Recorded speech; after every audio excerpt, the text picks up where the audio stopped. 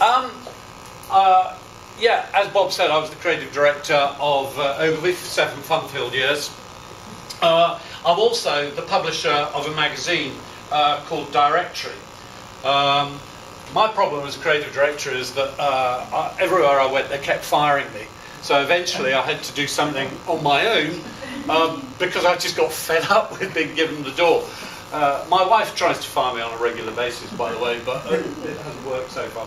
I published this magazine called Directory. It is massively expensive because it's very lovingly produced. I brought 2 copies along today, which I will give out to people who are the most responsive. The whole thing about this session is if you sit there like stuffed lemons, nothing's going to happen. You've got 60 minutes in which to kind of give me some volume at the back, all right? Because we know each other, so I'm really looking forward to a bit of vol from the back. I want you to have ideas.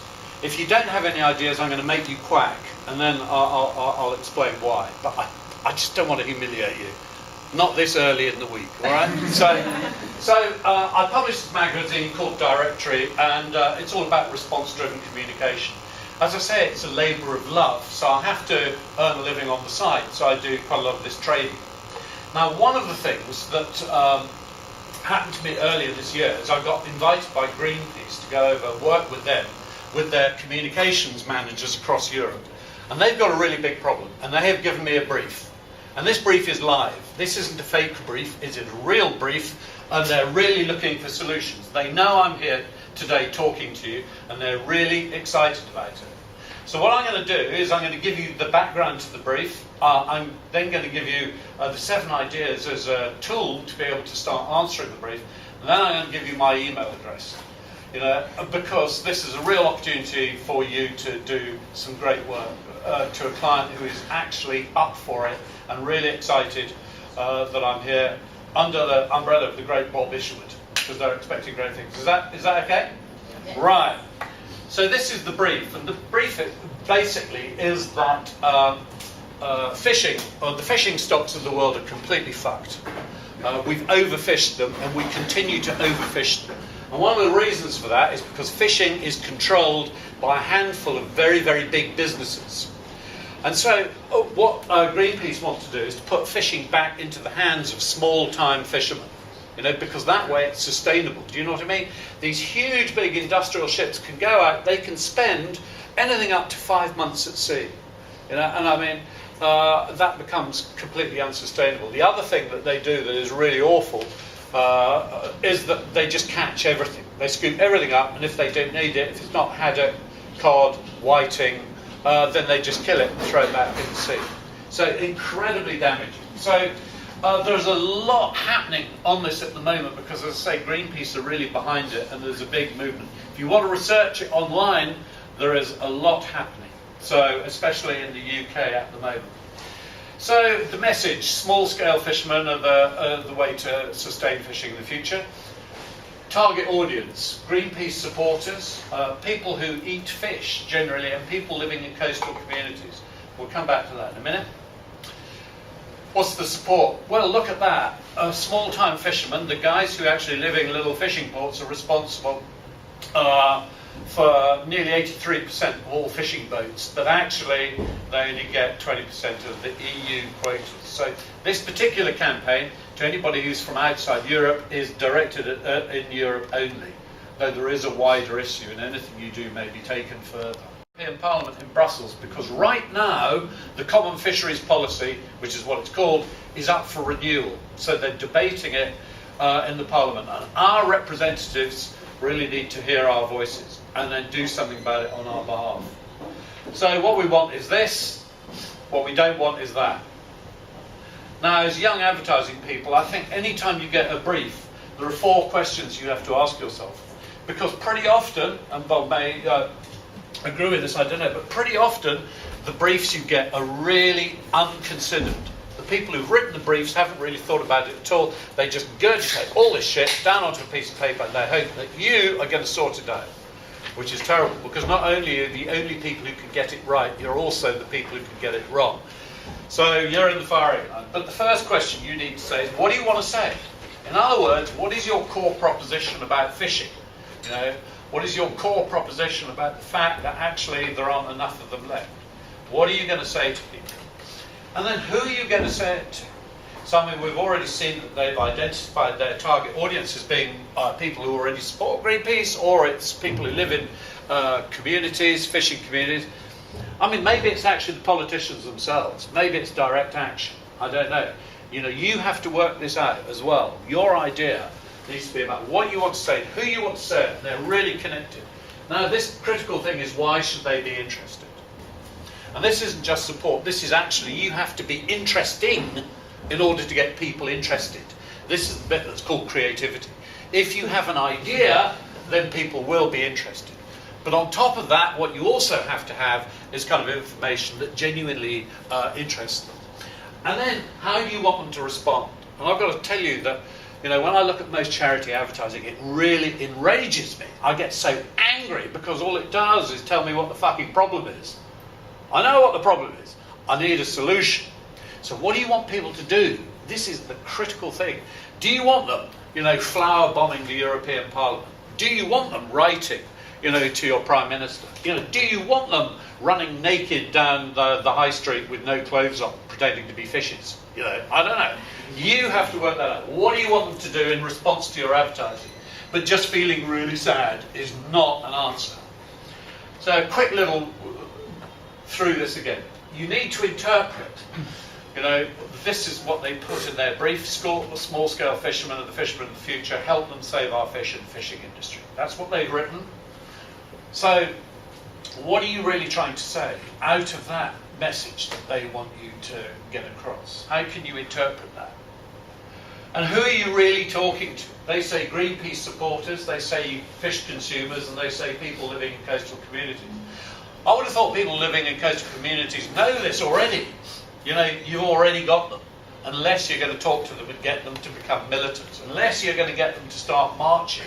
You know, if we can get the fishermen from around Europe to start marching on Europe, if we can get them to neck the whole European Parliament, if we can get them to go fishing for bloody politicians, you know, that would be quite interesting. I don't know.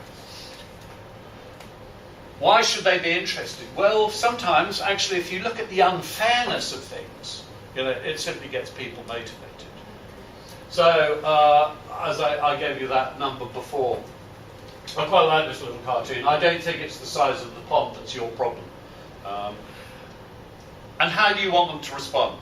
You know, so again, do you want them to respond by getting in touch with MPs? Do you want them to respond by going to their supermarkets? Do you want them to respond by creating action groups?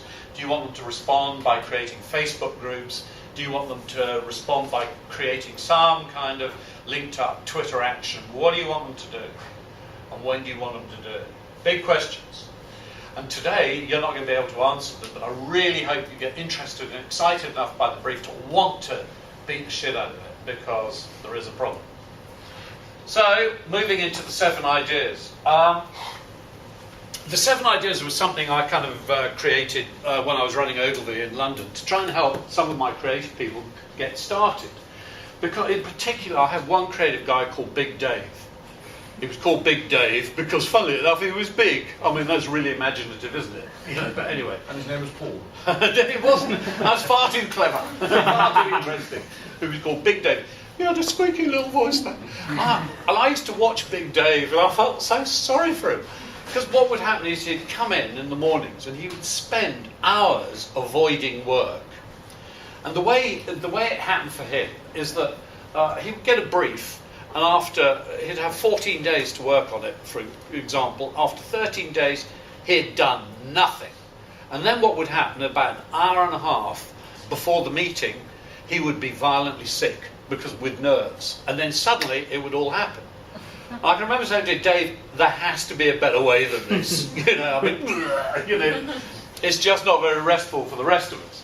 There has to be a better way. And he said, well, I don't know how it's to get started. He needed fear in order to have ideas, and so that became the pattern. And that's what happens. Most creative people have got patterns. You know, I used to work with one famous creative guy in the UK who he'd come from a really working class background, you know. And he went to Cambridge University and he emerged talking like this, which was amazing because we went to an awards dinner one night, and his uncle was waiting on our table, which was kind of quite embarrassing. Here, are you all right, Chris? Yes, I am. Thank you so much. It was marvellous. Every commercial Chris did was about country house living, was about aristocrats. It was so weird. But we all have these patterns. You know, you can laugh at other people, but you have them too. Now, for me, the 7 ideas is not just an inspirational tool that actually allows you to start having ideas instantly, the moment you get a brief, but it's also a way of breaking your own patterns. And what it is for right-brain people, it's very left-brain thinking. It's just a list.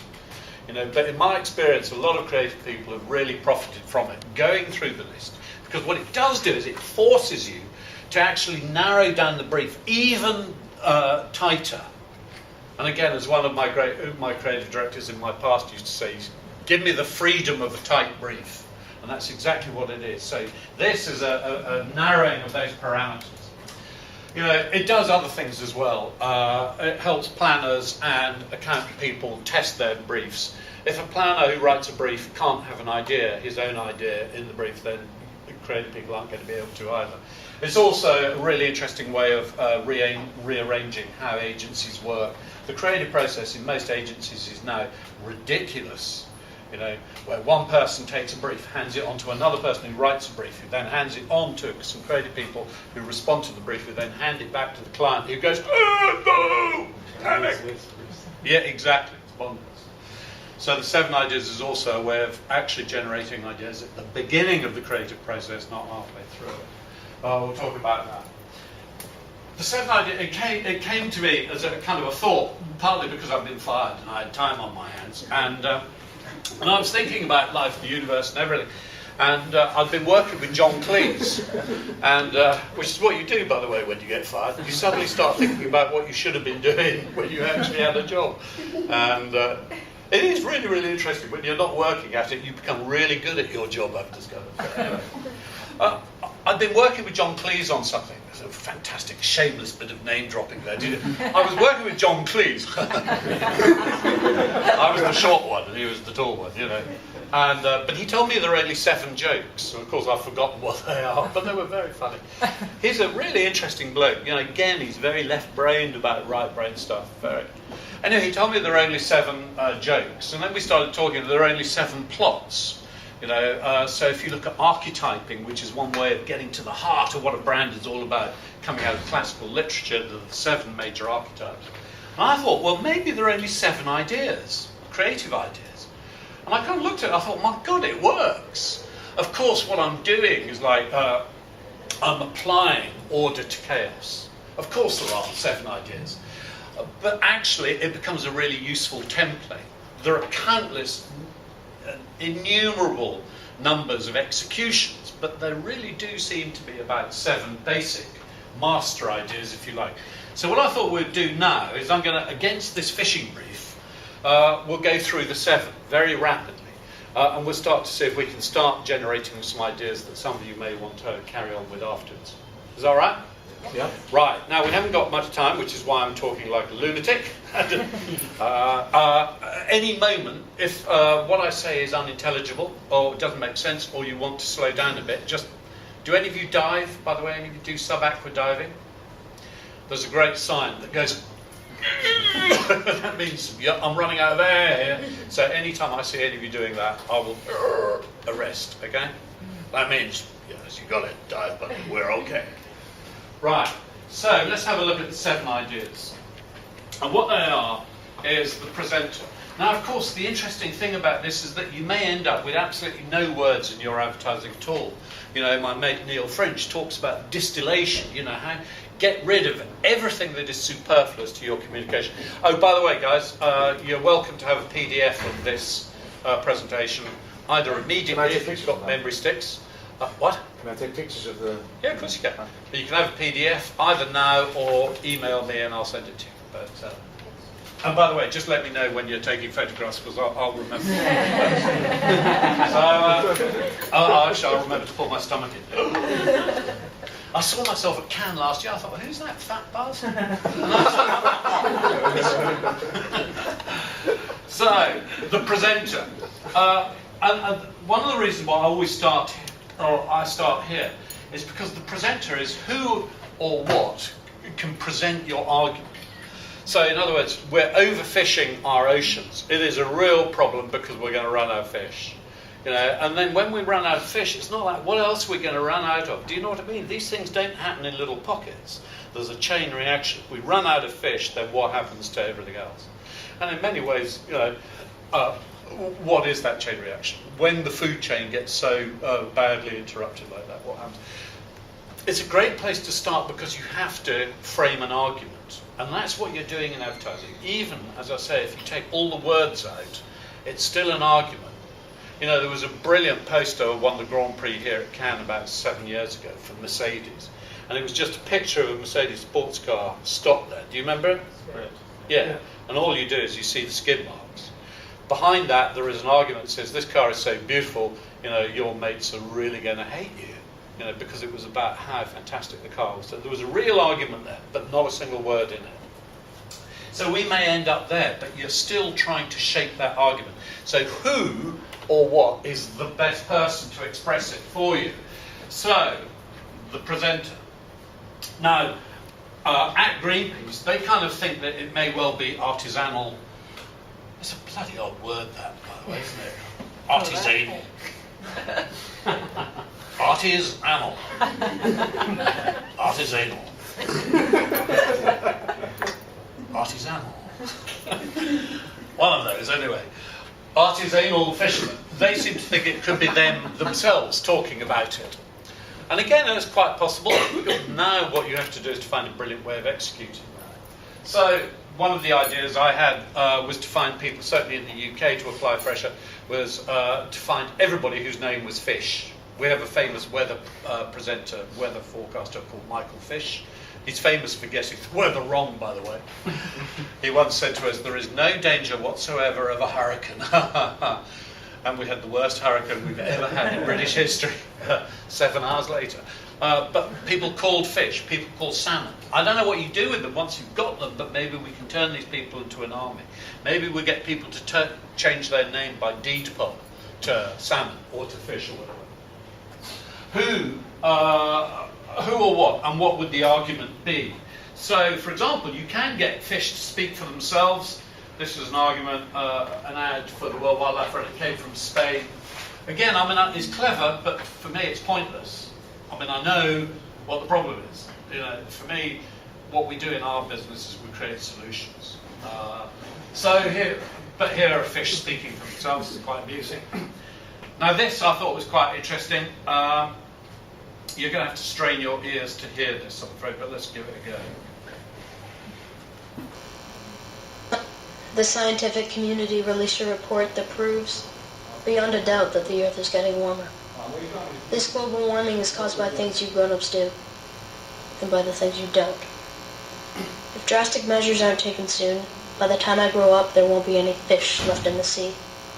Rainforests and clean air will be a thing of the past. Polar ice caps will be gone, oceans will rise, entire countries will disappear. Life will change in ways you can't even imagine. There could be famine, worldwide epidemics, life expectancy will be lower. And we're not just talking about the future, we're talking about my future. This is no surprise. You adults have known about this for years. And though you could have done something about it, you haven't. You can say, it's not my problem. You can say, I won't be around in 50 years. But from now on, you can't say I didn't know. Starting today, the lines are drawn. You have to choose sides. Either you're for my future, or you're against it. You're a friend, or you're an enemy. I may just be a kid today, but tomorrow will be different. This is the last time I'll be talking to you adults. You've had your chance to fix this problem. Now we have ours. We won't be cute. We won't be patronized. And we will not be denied our future.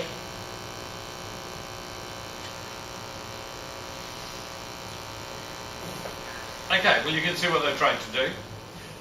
Celebs. This is Greta Scacchi. She's an actress. and Rankin, the photographer, seems to be behind this. There are a whole series of his photographs. He's just photographed Jerry Hall and her daughter Elizabeth Jagger hiding behind cod, and Terry Gilliam also, which is quite... So, I mean, actually it has worked. It's kind of raised awareness in the mainstream press in the UK as well. I mean, I'm not exactly sure what Greta Scacchi is saying about the kind of fishing problem at the moment. But if you're going to use a celeb, you can use a dead one. This is an English comedian called Bob Monkhouse, who 3 years after he died of prostate cancer, came back fronting a campaign for prostate cancer research. And there was a TV commercial as well, and it got a gold here. But lastly, your presenter doesn't have to be a person. It can be, as I said before, it can be Nemo, it can be a fish, it can be anything you want. Sometimes you can create your own brand personality, your own characters. So in the UK, again, we have a meerkat. Around the world, we had Tony the Tiger for Frosties. You can create characters like that. So here we are. We've got a problem. Fishing. Who or what can present our argument? Who or what would be a great person to stand in front of the camera, stand in front of the world saying, we must stop this? Any thoughts? A fishing pole? A fishing boat. I don't know how you call the fishing thing. Rod. A caña? Rod. Brilliant. Yeah, a fishing, a rod. Have we got any paper? Is there any on here? Yeah, it's paper on it. Whoops. Excellent. Now, you mean the rod? The rod itself, or the fisherman, or the rod? Yeah, the fishing stick with the thing. Yeah, it's great. Fisherman. And what's it saying? It's out of a job. Hey, it's out of a job. I'm out of a job. The job centre. Yeah, it goes down the job centre. Hungry family. That's Hungry nice. family. Baby fishing. With nets, Yeah, just because they obviously don't have a job, so you start wrapping different things in nets. that's good. You can change all the fish and chips restaurant to chips. Yeah, hey, yeah. We'll get there in a moment. This is just who or what can present our argument. Who? Let's think of presenters. That's a cool idea. The little worms will be lonely. Yeah, lonely worms. Lonely worms. Or the coral reefs, which just keep on growing, and Yeah, they need a haircut. yeah. That's right. No, sweet. Exactly. Hey, who else is going to look after me? We could Is it sushi? Yeah. And what's the sushi say? I'm not sushi. Maybe it's just I'm not sushi. I'm tofu. the prostitutes who get out of work, the harbor areas. Okay. Yeah. Only the Swiss.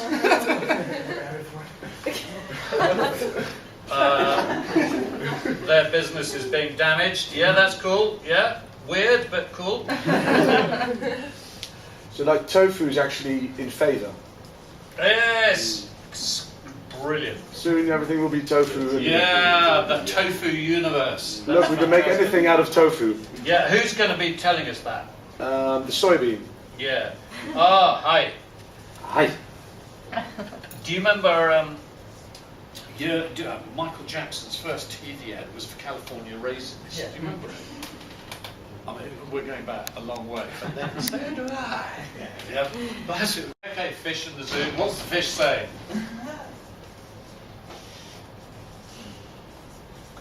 No, it's nice. The fish is. What's he saying? This is the only way you're going to see me pretty soon. Or what else is? What about in a museum where it's like stuffed? Yeah, stuffed. Fish stuffed. Yeah, but not with herbs. Walruses and orcs and other Yeah, animals that are nice. anorexic now because they can't. Yeah. The best diet ever. Or for example, signs where it used to be fish, they're not That's fish really anymore. cool. What did you say? They're anorexic because they don't have, they're this size because they can't. I just thought you were about to say good because Oh, it's they want to be dust now. Yum. Nothing else left. Yay. Here come the grizzlies. that's They're good, yeah. attacking humans now. Yeah. Dinosaurs and dingoes are talking about getting competition. Yeah. Yeah. Dodo. The dodo. Dodos. Yeah. What about those kind of vegetarians who pretend to be vegetarians but they like to eat fish? Oh, yeah. Raise your hands now. Yes. I mean, Vegetarian. that's great. Yeah. vegetarians. How about the wives of these fishermen who are begging them to go back to sea? Yeah. All the things they want to do. Somewhat beautiful. This is terrible. Yeah. If we were to use fishermen themselves, what would they be saying? You see, I think that's a really nice idea, talking about fishermen's wives. Oh, they could say like, oh, back in the You day. have, exactly. You know, we created an entire new charity, which is called Support Fishermen's Wives. You know, because we've got them home now. I have no idea. You know, it's great. They're reading too much Hemingway. They need something else Yeah, to too do. much Hemingway. Yeah. God. Or whatever. Okay, but you get the idea. That was great. Really good stuff. So, that's the presenter. Now, a friend of mine, a guy called Steve Harrison, who's recently written a book called How to Do Better Creative Work, just trying to make things simple. He's a direct marketing copywriter. He's won more Lions at Cannes than any other direct marketing copywriter or creative director. But he, when he had his own agency, used to say he wasn't interested in any creative brief at all unless the problem had been properly defined in it. Because again, it was Einstein who once said, a problem defined is a problem solved. You know, and all too often we get creative briefs in which we have no idea what the problem is, or even the opportunity, dare I say. So I mean, you know, it's very difficult to know where to start. So what is the problem? What is the problem we're solving? This takes us all the way back. Is the problem we're solving that we're going to have no fish left? Is the problem perhaps that's too extreme because people can't imagine that? Is the problem that actually fish are genuinely much, much smaller now? Is the problem actually as they get smaller and the fewer of them, they get really, really expensive? So for example, if you go back 400 years in London, apprentices used to have written into their contracts that they only got fed salmon 4 times a week, you know, because they got fed up with being fed it 7 times a week. All of these things that we now consider luxuries, of course, were staples. So, is the problem these big boats? You know, so do we go after them? Is the problem the ugly bastards? And there are only a few of them who are behind all of this. Actually, I thought, as I was putting this brief together, meet Sam. It's hard. Mind you, sorry. No, it's hard to know. It's harder to notice them because they're out of sight. Yeah, well, that is true. Now, that's an interesting thing. How can we bring them into sight? That's right. Is the problem we simply don't see? Is the problem we don't see this kind of hideous rape of the seas? 80% of the fish. Exactly, spikers. I just thought I'd offer this as a thought. You know, we don't like the banks very much. A young American creative had this genius idea. You know, you could buy maps of where the stars live. What he did is he created a map in New York of where the bankers live. This was after the whole Goldman Sachs. And by the way, they didn't like it at all. They took an injunction, they had it closed down within a week. But the point being, it's such a smart idea that all these people think they're invisible, but they're not. And next week, by the way, their names are being published publicly, so we'll know who they are. How can we go after them? The problem with climate change, the problem with climate change may be the solution to our particular problem, because we're all going to turn back into fish again, you know, because we're all going to be submerged, you know. And, here's another problem thought.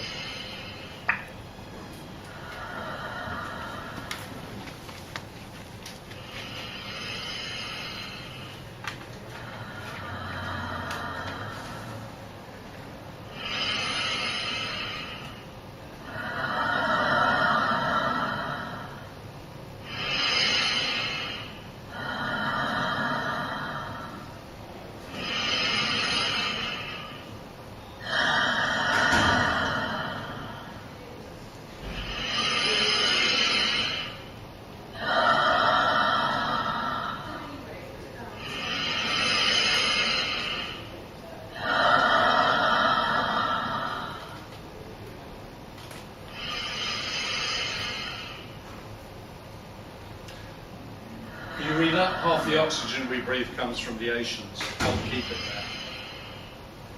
there. what I quite like about this is that this offers solutions. This is in fact the Caspian Sea, which is dried up. It's kind of a really cool picture. But it says ride a bicycle to work, take public transport, or thirdly, share your car with others. You know, so there are solutions to all of this. You know, if you do small things, it may turn into a big event. I thought this was quite interesting. Also, maybe one of the solutions is give us your money, because then we'll become active on your behalf.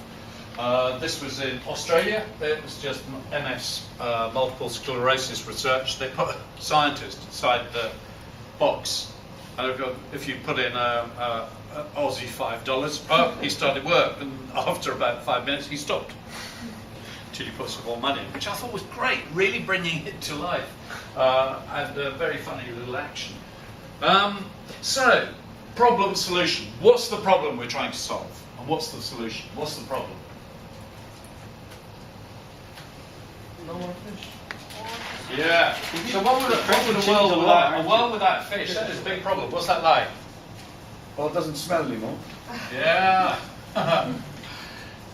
Yeah, well, that is the problem. The common fisheries policy is the problem. It's really expensive, and what it does is it gives just a handful of people the opportunity to make zillions.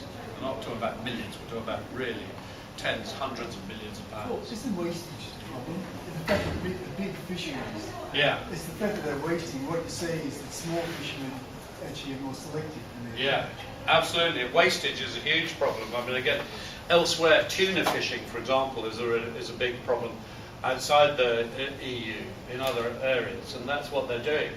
You know, tuna fishing with these, there are boats called fads, and what they do is they have these huge, they use these huge kind of logs, and they just corral everything.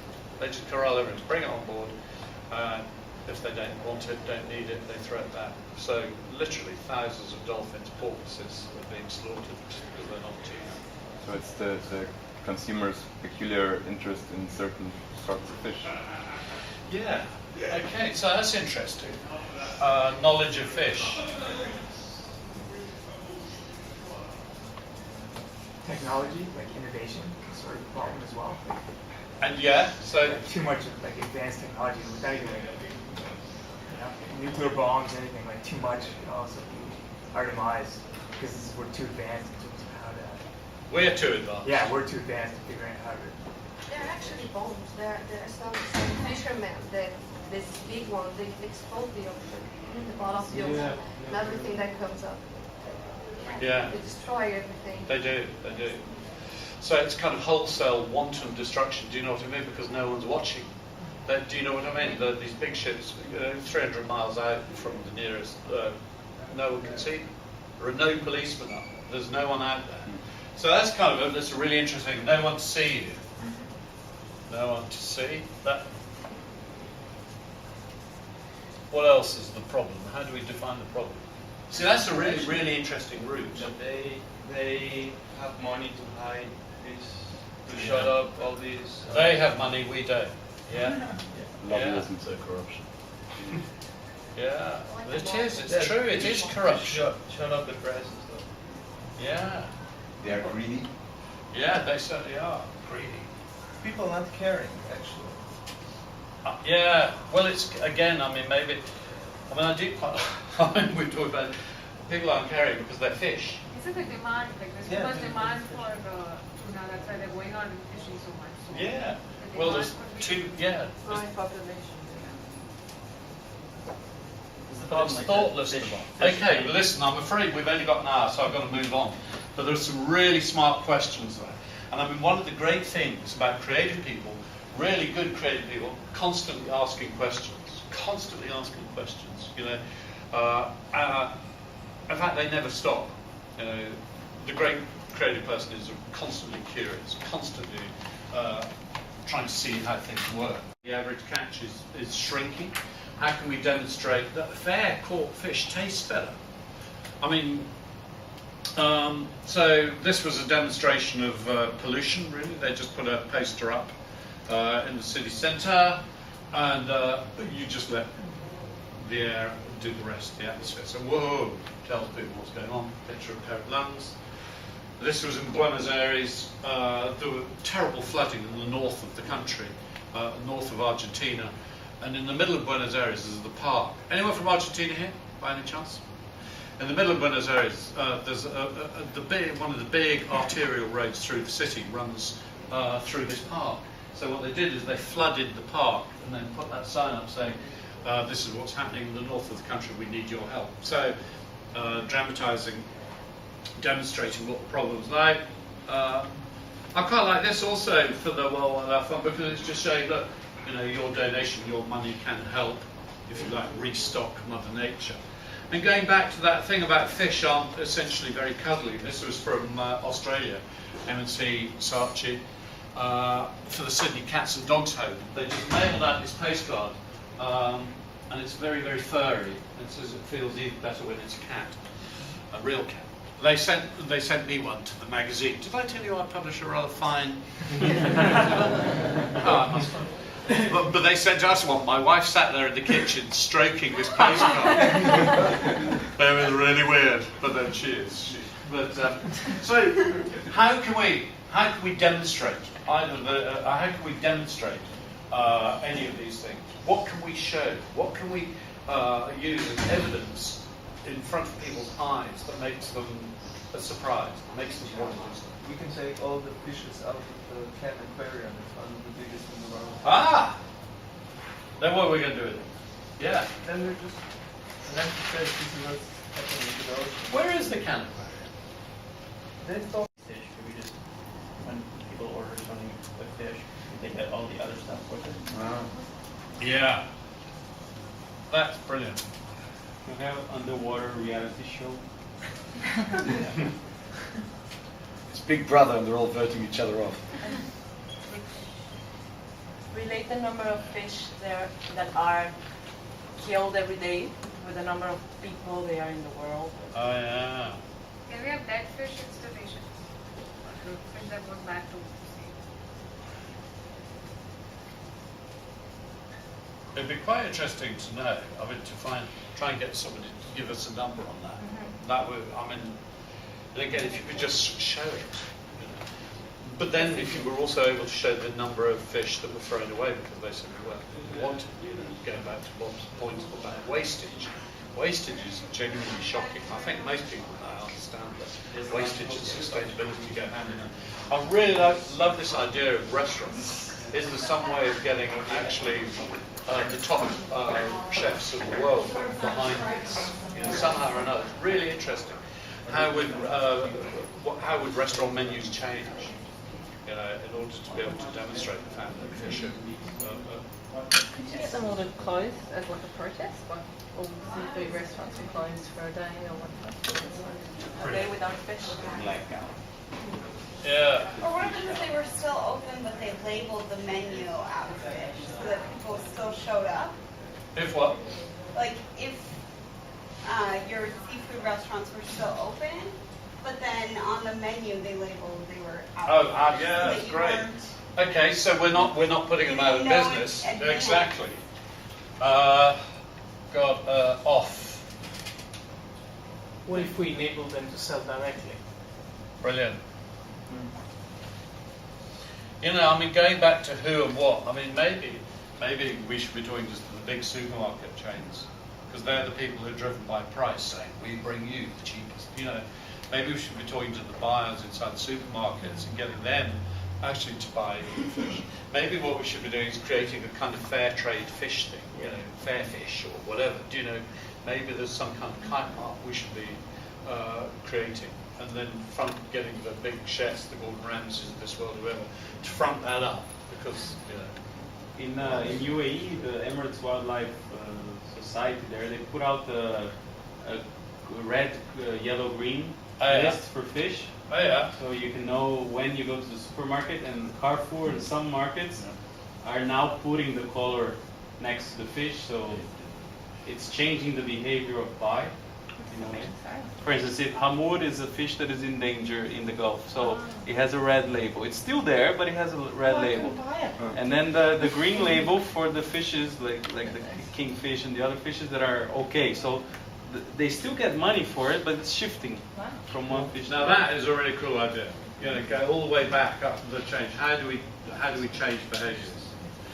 I'm afraid I've got to keep rattling off because I've only got 20 more minutes. To the fishing industry, what's happening to us as consumers? What's it like? How are we going to feel? What's it going to be like for our kids when they haven't got any fish left, when they haven't got cod, when there isn't any shrimp left, when there aren't, you know, any of these things? So, what will it look like? This was just an ad from South Africa. I quite like this actually. You know, by taking care. All she's doing, by the way, is not using plastic shopping bags. You know, she's become a bit of a superhero. And again, it's this funny thing. You know, the small things collectively can add up and make a really, really big difference. But going back to whoever it was, no, it was you talking about behaviours. You know, how are we going to really change behaviours of people so that the fish they specify, they buy? Maybe it's actually by doing a campaign that drives people to the small town, the small fishing shops. Do you know what I mean? There's one just in the street, that little side street up there. Absolutely amazing, just fantastic. You know, so drive people away from the supermarkets. Don't buy your fish from the supermarkets. Buy it from the small artisanal fishing fish shops. Is it really possible? I mean, yeah, some markets it's closed. Yeah, you cannot. A fisherman cannot sell directly. Yeah. I mean, is it really the supply chain for inland, not on the coast? Is it really possible, or is it probably owned by? I'm sure it's possible. When I was at university, there was a stall in the market with this kind of the first slogan I was ever aware of: "Fish fresh daily." I thought that was brilliant. And we were, 150 miles from the sea. So, I don't know. So what's it like? This was, again, I mean, this is the kind of advertising that really pisses me off because it's really clever. It gets into award shows, but what does it do? Nothing. It just tells me that there's a clever art director. A bit like this, but good. Oh, you've turned my sound off again. Oh no, you haven't. Hold on.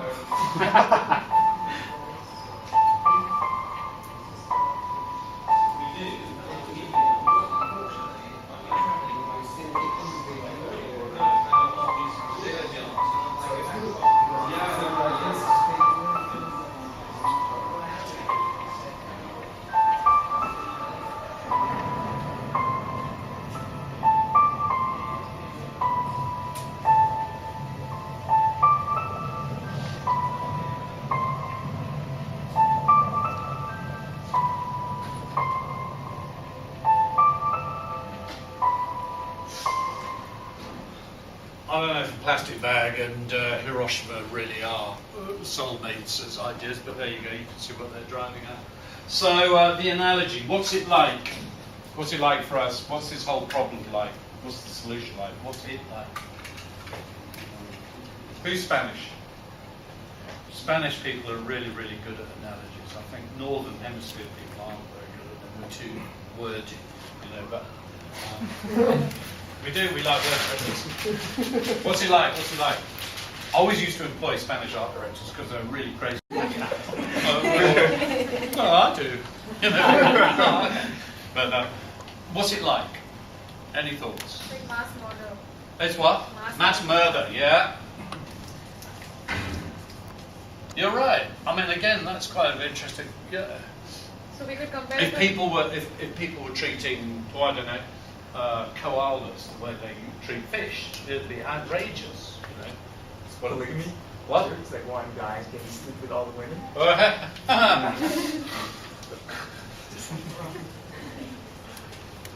had this image in my head about the underwater cemetery or. Oh yeah. Yeah, underwater cemetery. Priest in a boat or something. Yeah, wouldn't that be great if somehow you could mark it, you know, that for every completely useless death of a creature, pointless death, not used to value, how would you do that? That's quite interesting. That's an action, is it? Kind of dropping, you know, like flowers or little crosses at sea, so they float. Yeah. Yeah, you have them in your aquarium at home. You know how you have the chest that opens with bubbles? Yeah. In this case, then it's rip. Yeah, coffins. Coffin. That's right. So that's great. What we do, we offer people free coffins for their home aquariums. Well, that's how the fish is served. Yeah. In a coffin. Ah, right. Served. Or sold. That's brilliant. In the supermarket. Or the paper, the fish and chip company, it's only death announcements. Yeah. The, what's it called? Yeah. Obituary. So it's only obituary newspaper. Yeah. Lovely. Staarwinkpelleters. It's what? Staarwinkpelleters, that sharken eat small fish. Oh. Die Tiny are sharks. skinny and Tiny sharks. anorexia. Skinny sharks. Exactly. In fact, all fish become very, very, very thin, like trumpet fish. Okay, well again, I mean, all of this is doing is just kind of thought starters. If any of these lock in your mind, then the thing to do is to keep working with them. You know, there is something in this idea of getting people to serve fish, or getting maybe getting one supermarket chain on board to be able to do that, to serve fish up in, you know, those little plastic dishes they have. You just do it a different shape. It's really, really powerful. With a flower on it. Yeah, absolutely. And so the communication's on the labelling. Yeah. Let the packaging, let the fish itself tell the story, rather than. That's a really, really nice thought. Excellent. 5, inversion. You know, inversion is doing the opposite. I mean, years ago there was the mayor of New York was a guy called Joseph Cuomo, and he got himself re-elected on a strategy. It's great. If you want more prostitution on the streets of New York, don't vote Cuomo. Do you see what I mean? It's kind of a really interesting flip. And of course he got elected again. But it's kind of, why would running out of fish be great? Yes! We want no more fish on this planet. Fish are ugly, fish are cold, fish are horrible. Who would say that? Why would they say that? What would they want out of it? Algae. Yeah, algae. Very good. Algae of the world unite. Well, have a thing? Works. Algae. Of course, I mean, jellyfish, the fish that is not a fish. Oh yeah. Jellyfish. That's right. That's great. But of course, it doesn't affect us jellyfish because we're not fish. That's great. That's nice. What else? What else do we find in the sea that isn't a fish? That's kind of quite funny. I thought this was quite interesting. This again was for Greenpeace. It was saying, I don't want to be an activist, but you can still. And the whole thought being, you don't have to join. I thought it was really, really smart. You can just care and then let other people go out to sea and get cold and wet and miserable. And this I thought was really interesting, but it actually is very sad because they really did put these posters up in Copenhagen for the climate summit there.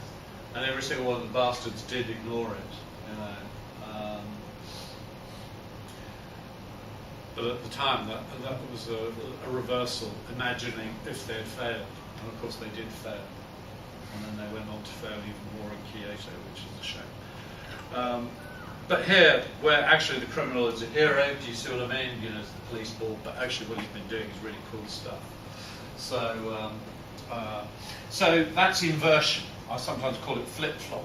So we've already talked about the handful, the 20 people who kind of control fishing, certainly in Europe. And it's probably a very, very small group of people, probably 200 people who control fishing around the world. So they're people who are not interested in any of this at all. So like poultry farmers or something? What? Oh, poultry farmers. That's great. Yes. I've just built a chicken farm about 3/4 mile from where I live. God, bloody hell. Very funny. What else? People happy that they don't have to hear the news about the killings. Yeah. Like people that is at, like they don't want to worry about that. Yeah. They are glad that. Oh, spare me the bloody fish. Yeah. A newspaper, because they can run free now. Oh yeah. Don't have to wrap fish anymore. Yeah. Who else? Supermarket? Yeah. There's a kind of bitter, ironic truth in all of these. I mean really great. I mean, this is, you know, it's the kind of thing newspapers do, the sting, but talking about, hey, who gives a shit, you know. And that would be powerful, that would be good. Just knowing how much they don't care. You know, the argument is so spurious. We do this because we're driven by the consumer, by your needs. It's simply not true. Anything else? Go ahead. No. Okay. So, the most powerful of all the 7 advertising ideas, because what it is, it's another word for insight. And in the old days, real insight came from creative people, because creative people understood people.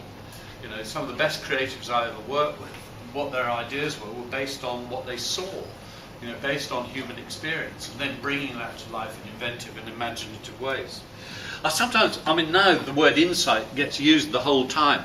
You know, you get creative briefs in which you got the consumer insight, and 9 out of 10 of those briefs are just bollocks. I saw a brief 3 months ago, for a beer, and the insight was, on a Friday evening, young men sometimes like to go off and let off steam with their friends. And that's the insight. And you go, for Christ's sake, it's not even an observation. An insight is a real revelation. An insight is one of those moments when you go, wow. I mean, I worked once with a guy called John Steele, and we were trying to do a pitch for milk. And he sat there, it's Sunday, we'd been working for 2 weeks, we got nothing, nowhere. Sunday in the agency, and he said, well, of course, milk isn't a drink, it's a food. And it was one of those, run that by me again. And of course, that was an insight. You suddenly go, of course it's a food. And it changed everything. I mean, it meant that I won awards at Cannes, thank you very much. And but he also got a pretty good deal out of it as well. He went to Goodby Silverstein, created the Got Milk campaign, wrote a book called Truth, Lies and Advertising. Martin Sorrell said, you're our boy, and made him WPP's global planning director, and it all started with an insight. So.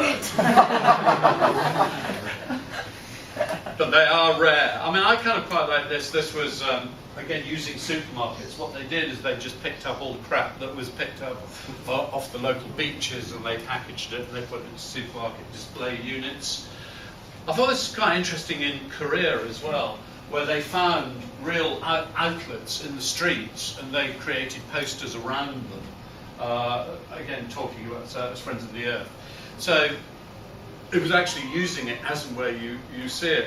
In this kind of area, there are few and far between. Do any of you smoke?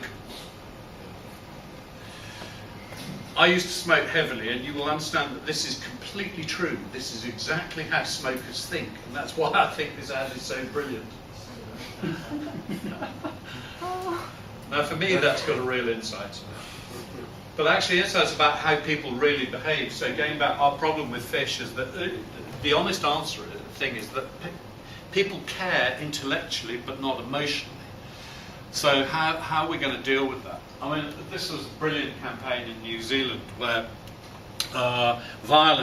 domestic violence against women is said to be a really significant problem. What they did is they asked 16 CEOs of big New Zealand companies who happened to be women to go into work made up to look as if they'd been beaten up. The really interesting thing is that the only piece of copy attached to this campaign was each of those CEOs at lunchtime wrote an email to all staff saying, I came into work today looking as if I'd been beaten up and in a fight, and not one single person said anything. This is what we're doing as a country, you know. And of course, by that evening, it was on the news. It was a huge story about how New Zealand was trying to pretend. So that was actually a real insight into how people behave, and creating an action that then created enormous conversation and then spilled out into media that way. So, is there anything that we can do similar to create an event or an activation that really gets people thinking, "My God, that's true"? And again, as I say, that's based on an insight. And for me, the greatest of all of creative people have naturally been able to come up with insights into why people think and do the things that they do. Lastly, borrowed interest. And borrowed interest, I mean, I started taking photographs with my iPhone 2 weeks ago. We've got a queen in the UK, and she's been there for quite a long time. and she had her Jubilee. And the number of ads, the really awful ads from different brands trying to say something about it is just amazing. Anyway, so far I've got about 40. I'm sure there are about 240. But borrowed interest, you know, what would an Olympics fishing contest look like? What can we do at the top of it? Borrowed interest is when you make a connection that people understand. So, for example, you know, don't save. You have to have had a computer at some stage in your life, but then it makes sense. And again, there's fighting a different kind of war. You know, the famous photograph from Magnum of Iwo Jima, what that means. Or here, brilliant gold-winning award at Cannes about 4 years ago for Shackleton.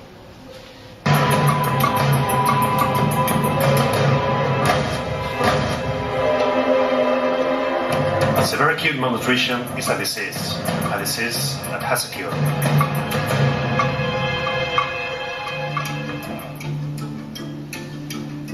We must ensure that government and large corporations no longer continue to look the other way.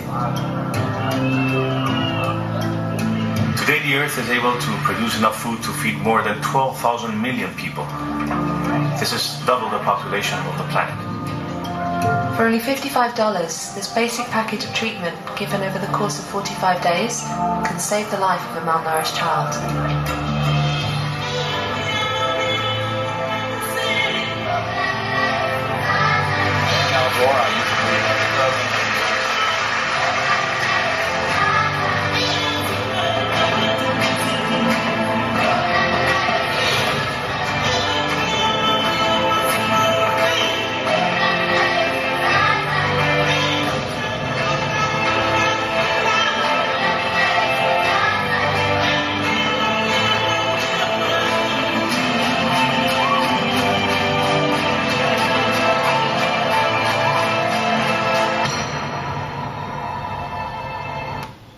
Interesting, isn't it? Target one guy, get Al Gore now to do something about no hunger. So they drive you to a website where you can join a petition petitioning Al Gore to make another film, which he hasn't, by the way, yet.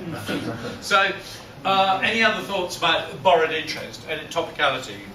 Any thoughts? Any ideas? Quickly? What could we do? I mean, it's things like, I was thinking off the top of my head, Finding Nemo 3, you know what I mean? Borrowed interest. It's free DVD with every newspaper or whatever it is, and it only lasts a minute and a half, you know, because there aren't any fish left or whatever. I was thinking, wouldn't it be great? Again, the Olympic swimming pool, there are no fish in it. What does that tell us? You know, pretty soon the ocean's going to be like that. Yeah. It says it, F Willy. What? F Willy. Instead of Free Willy, it's like F dot Willy. Yes, Free Willy. Exactly. Or how we're investing millions in the economic downturn of Greece and sort of Yeah. keeping euro against fish, like what's more important? Yeah, actually the really interesting thing about all of this is that in supporting Greek fishermen, you know, which is what we're doing, we're supporting the Greek economy instead of actually, that's what happens at the moment. The really interesting thing is that the people who own these